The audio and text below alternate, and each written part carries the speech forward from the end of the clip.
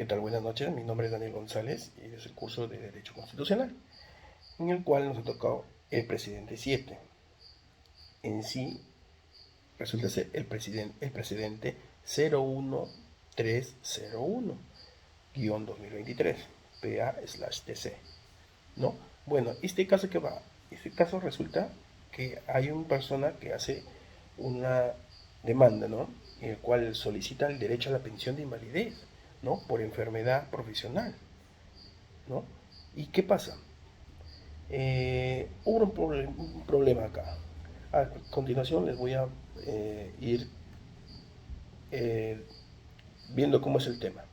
Bueno, ¿qué pasa? Este personaje, quien presentó la demanda fue el señor Oliver Nelson Pucará Sotomayor, ¿no? El cual trabajó durante muchos años en las minas, ¿no? Realizaba la actividad minera. Ahora que con el paso del tiempo desarrolló neumoconiosis, ¿no?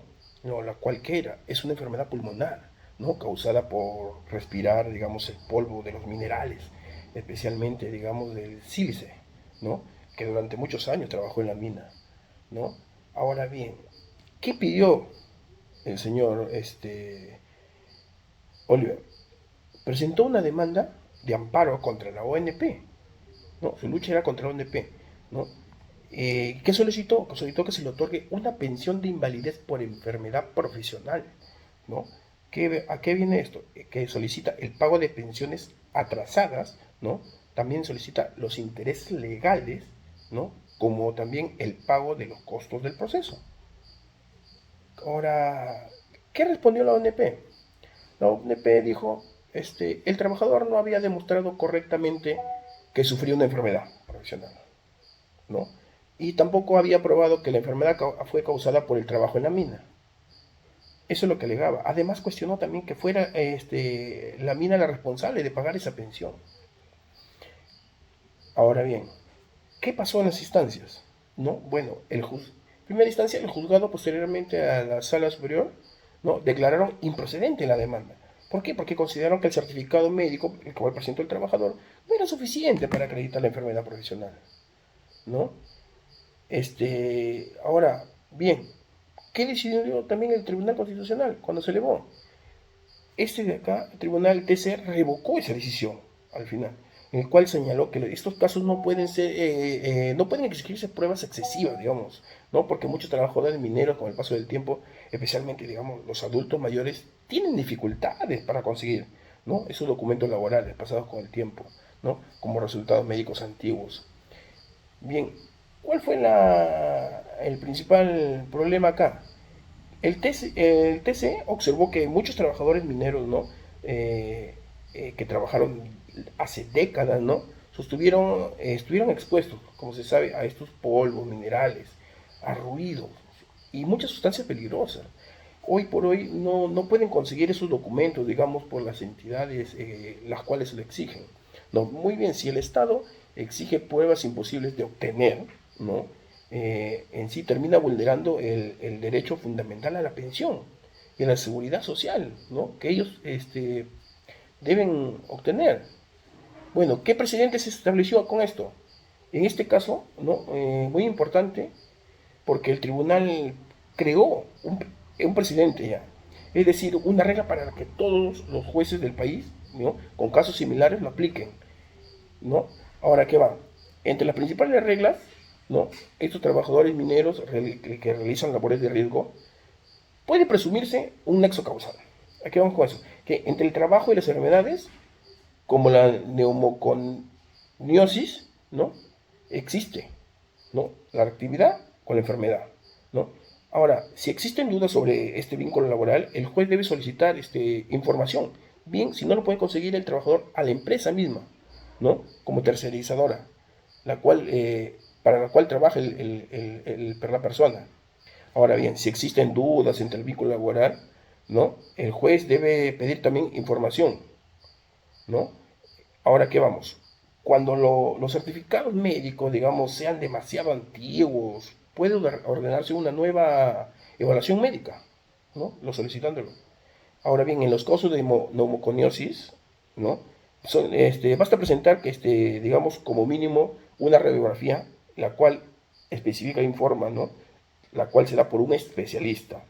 Ahora bien, además el tribunal ya, digamos, flexibilizó ciertas exigencias, ¿no? Técnicas, debido a la falta de especialistas con muchos hospitales del país. Muchos sabemos que en muchos sitios no existen estos especialistas. Ahora, ¿por qué es importante este caso? Porque fortalece la protección constitucional ya a los trabajadores de los cuales padecen de esta enfermedad, ¿no?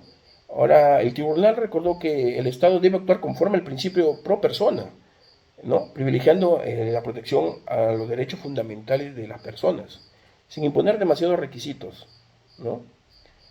En pocas palabras, ¿qué quiero decir con esto? Que un trabajador minero, digamos, que enfermó de neumoconosis y pidió una pensión por invalidez, y la ONP lo rechaza, su solicitud, por considerar pruebas insuficientes, ¿no? El TC acá concluye que no deben exigir muchas pruebas imposibles, para las cuales pueden vulnerar el derecho a una pensión, ¿no? Y esto acá se va creando un precedente vinculante, como lo voy a decir, el cual facilita una acreditación, ¿no? De la enfermedad para proteger mejor, digamos, a los trabajadores y garantizando un efectivo de la seguridad social y a una dicha pensión.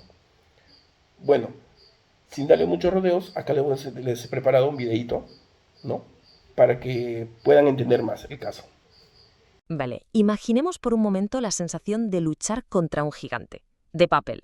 Hoy nos metemos de lleno en un caso que es, literalmente, el ejemplo perfecto de esto. La batalla monumental de un solo trabajador frente a toda una maquinaria burocrática estatal. A veces pensamos que los conceptos legales son fríos, números y expedientes, pero en el fondo siempre hablan de seres humanos y de sus derechos más básicos. Vamos a desgranar hoy cómo el sistema legal puede y en ocasiones tiene la obligación de corregirse a sí mismo, sobre todo cuando los requisitos administrativos asfixian la justicia más elemental. Nuestra historia de hoy tiene nombre y apellidos. Ober Nelson Paucara Sotomayor.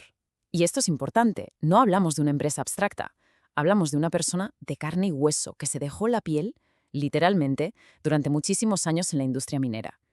Los que seguís estos temas de cerca sabéis perfectamente de lo que hablo. El trabajo en las minas es de lo más duro que existe. Exige un esfuerzo físico brutal y expone a la gente a unas condiciones ambientales severísimas día tras día, turno tras turno. Claro, ese esfuerzo descomunal a lo largo del tiempo acaba pasando una factura altísima. En su caso derivó en neumoconiosis, concretamente silicosis. A ver, para no perdernos en la jerga médica, es fundamental entender qué es esto.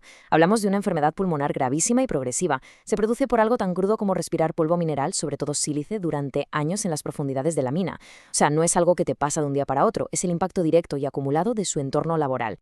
Llegados a este punto, cuando el cuerpo dice basta, lo lógico es pedir ayuda, ¿verdad? Así que este trabajador acudió al Estado. Presentó una demanda contra la ONP, la Oficina de Normalización Previsional. Pedía lo mínimo indispensable, una pensión de invalidez, los pagos atrasados, los intereses, vamos, lo que correspondía. Pero el contraste fue brutal. La respuesta de la institución fue, para que nos entendamos, un muro de hormigón, un no rotundo. Argumentaron que faltaban pruebas de la enfermedad, que no estaba claro que fuera por la mina, y atención a esto, llegaron a cuestionar que ellos tuvieran la responsabilidad de pagarle esa pensión. Y aquí empieza el verdadero viacrucis judicial. Primero el juzgado, luego la sala superior y nada. Todo declaraba la demanda improcedente. Los jueces de estas primeras instancias venían a decir que el certificado médico que tenía el trabajador simplemente no daba la talla para sus estándares formales.